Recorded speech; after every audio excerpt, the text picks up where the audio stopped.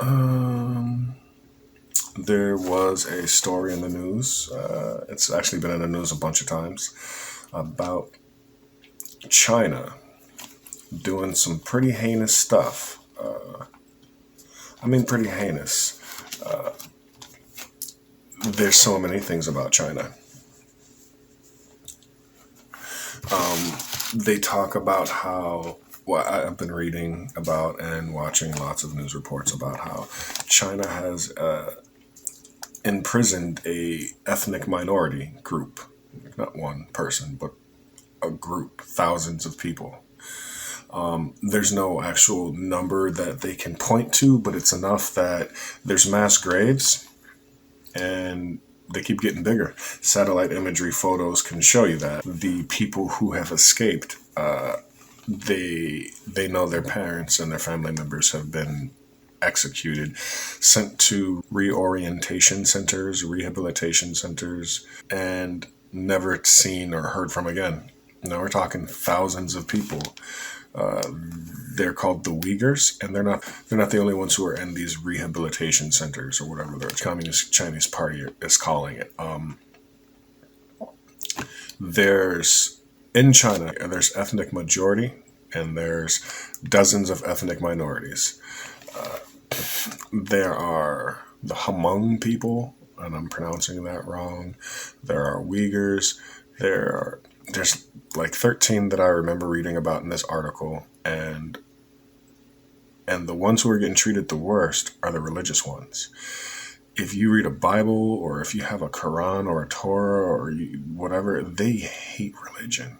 They're treating them people way worse than they're treating anybody else. The Uyghurs are the majority Muslim, so they're being murdered off.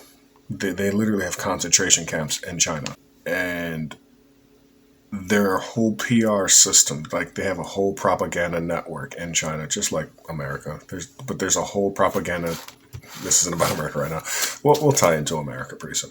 There's a propaganda network in China where it's kind of like North Korea, where people are starving, and if you go to that part of Xinjiang, China, I'm mispronouncing that, and you have a camera and you want to talk to people, they have actors who walk around all day who pretend like there's nothing going on. Like actors, like people, there's propagandists. They get paid a living to walk around and pretend like they're the people who live there. Meanwhile, the people who live there are in a camp, being starved and forced to make clothing and other things, etc., to keep Walmart full. For the record, most of the stuff that Walmart purchases and distributes around the world comes from China, and China has these sweatshops all littered all across China. But the Xinjiang province specifically, and the Uyghurs are being murdered. Now, here's the thing. The whole world is not about to go to war with China, because China's committing humanitarian crises and executing in mass graves. The whole world is not going to go to war with China for this. China has annexed Tibet. When I was a kid, I was hearing about that a lot. I'm getting up there in my age. I'm not too old, but China has annexed Tibet, like a whole nother country. They annexed it. They took it. It's not theirs. They took it. They went in and they said, "This shit's ours now." Boom. Didn't really hear too much white people on the news crying. Didn't hear fears and scared people. China is in the process of trying to take Taiwan, which is going to be really hard for them because Taiwan's got a military. It's not a bunch of monks. It's not like Tibet. It's not just a mountainous region with, a couple different tribal people, and it has a maritime. It's got one of the most powerful navies in the world. I think they say the Taiwanese military is like the sixth best naval fleet in the world, and they have some pretty stout and devout and staunch military, like special forces. They They're going to handle their shit if they have to, but they shouldn't have to. But my point is, you're not going to hear about that on the news. If some Asians start killing some Asians, you're not going to hear that on Western media, white media. You're not going to hear that a bunch of Asian people are murdering a bunch of Asian people, and it's the biggest atrocity since World War II. You're not going to hear that we should go to war with a nuclear power like China because China's doing some bad things.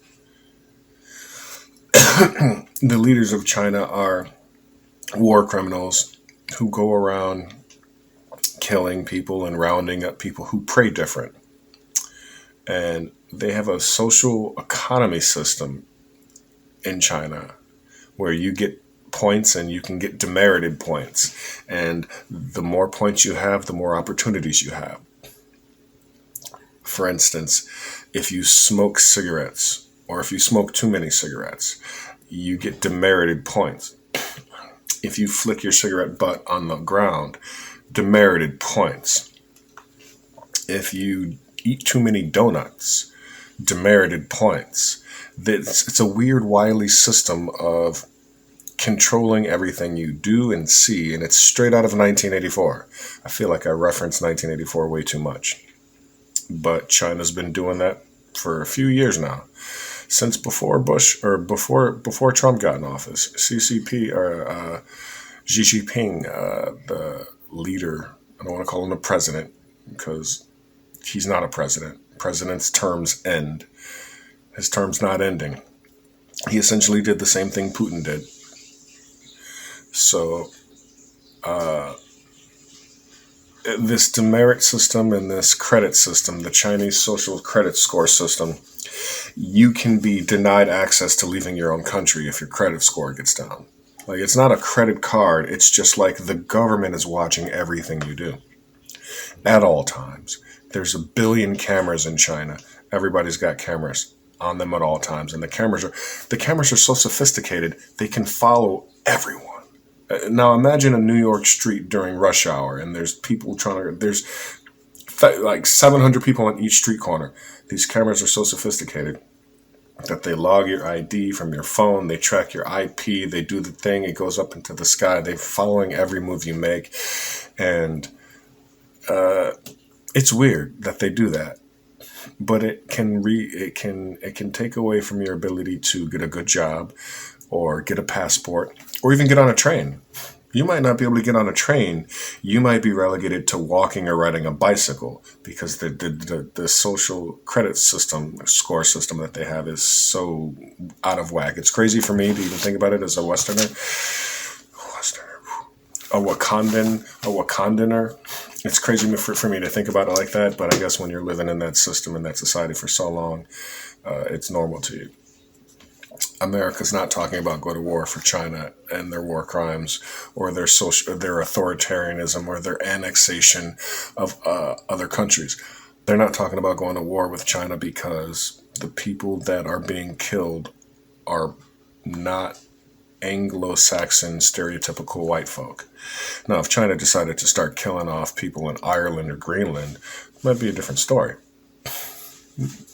But as far as tan, golden, bronze, black, brown folk dying, not gonna cut the news, not for white folks. And if it did make it to the news, which it did, it'll be in the news for a day. For like, there'll be a clip for 5 minutes that these Chinese people are killing other Chinese people. On to other news. The big teddy bear was seen. Like, that's how white media works. Okay, so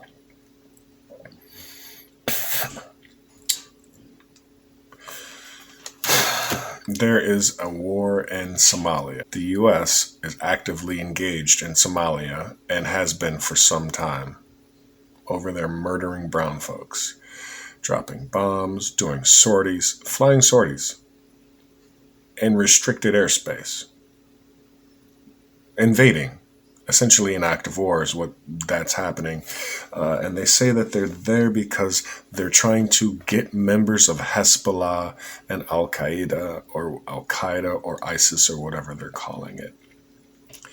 So it's okay to invade another country that isn't a terrorist country but has terrorist elements in it. And drop bombs and fly sortie missions, F-16s, F-22 Raptors, F-35 flying lightnings, dropping precision guided whoop ass, 500 pounds of fuck your mama, and your cousins and your sons and your nephews too, and destruction. So that's going on right now. Have you heard about it in the news? Have you heard about it in the news? Has there been one news story in the last year that you have seen, not read, because you can read about it, but most people don't read anymore? Has there been one news story that you've seen about American bombs being dropped in, not in the Middle East, I'm talking about Northern Africa, in Somalia and Ethiopia? They're not talking about that because the people who are dying at weddings and at grocery stores, open air markets, the people who are dying, not white folks. Talk about war crimes by killing civilians. I think the first thing that Biden did was he tried to target some ISIS member, according to intel, bad intel, and he ended up killing like a family of 7 or 14. Some ridiculously large number of people died because he was given bad intel. So he says. I have to qualify this because he is a white man and he is an old racist white man and he probably doesn't care. And he also has an agenda. He wants to let the other white people know nothing different is going to change. It will be business as usual. Brown people will be dying on the masses, and we will be the cause of their death. We will be raking in money, fist over fist. We will be raking in their money, and we'll be in their country to occupy them. So, but I say that to say this. Nobody is talking about Somalian war right now. That the U.S. is actively engaged in an open war without declaring war. And you would typically need approval from Congress. You would typically need a presidential order to overrule anything, because at the end of the day, he's the commander in chief. He controls that, but there's supposed to be checks and balances, so you're supposed to get it from Congress first. No one's talking about that right now. The Haitian president was recently assassinated in his own country, some say by American forces. When he was assassinated, obviously there was a crowd of people outside the mansion where he lived. They were angry, and they were coming to round up, you can't get us all, we're going to come get you. There's too many of us, you're going to run out of bullets, and then we're going to rip your arms and your head off. And then there was a white guy, and this was on the news for 12 seconds. There was a white guy with an American accent, dressed in SOCOM black, SEAL Team 6 black, blacked out, decked out, night vision, helmet, M16, M4, A2 carbine, black vest. And they said, he actually, he said out loud that he was an American. That is the biggest white privilege you can do. To go to a black people's country, assassinate a black leader of a country, and then when the crowd starts amassing to kill you, the only thing your white mind can think to say in this seemingly inevitably dark time is, I'm white, I'm an American, my country's white, I'm here, you can't kill me, you better not kill me, I'm white. And if you kill me, come on, I'm white, come on, American. So that's been recorded, and I saw the video. And I heard the guy say that. Just assassinated a president and tried to kill his wife. Dude, that is some sick shit. And you know what? If the group didn't amass on him, They would have. This is what they did, though. They tried to say that the Haitians killed their own president. And he was maybe so, because they really didn't want him, because he was essentially a pawn for America. He was only there to establish an American's like a spearhead. He was there to establish things and keep the wheels in power and progress rolling so that America could make more money and steal natural resources. And so the Haitians weren't too fond of him, but they weren't murdering him. And the thing is, if you've ever talked to somebody from the Caribbean, if you've ever talked to someone from the West Indies or Hades, they have a fucking accent, a thick accent, and they don't sound like a white boy from Tennessee. So, and it's not being talked about. The Haitian president was assassinated, and they tried to assassinate, and I say they, the proverbial we, American forces tried to assassinate the Haitian president, all of his bodyguards, and his wife. It's the weirdest shit I've ever seen. And when that happened, he was dying, and they airlifted him. They somehow America found out about it right away, and then we airlifted his wife and his dead body to the Americas, and tried to do stabilizing things and keep them both alive. The president died en route. I haven't heard anything about his wife. I'm pretty sure she died. It was stated that she had several gunshot wounds and one to her face or head. Kind of hard to survive that, especially being that Haiti to America, if you're in a helicopter, that's where are they going? Like Florida? Like California? Like that's like an 8 hour, it's like a 6 hour, 8 hour trip. I don't think you can just survive like losing that much blood. I don't know, but I'm pontificating too much. So coups and land grabs and resource grabs are what the white power structure here in America does. It's just what they do. And it's sickening to somebody who's paying attention to it.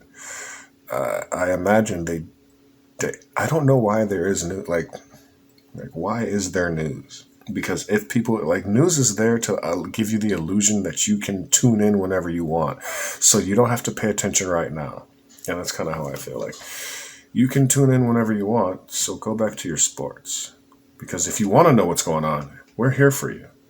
But if you actually start watching and reading and paying attention to what's going on around the world, it's like, how the fuck do you not pay attention? How do you stop watching and paying attention?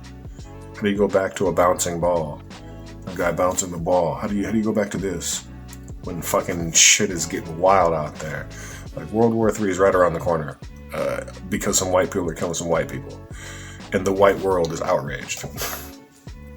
World War III is right around the corner, and I'm over here just trying to make YouTube videos. I'm getting my jiggy on, man. I'm over here making YouTube videos and learning how to edit, as if the nuclear holocaust won't stop everything.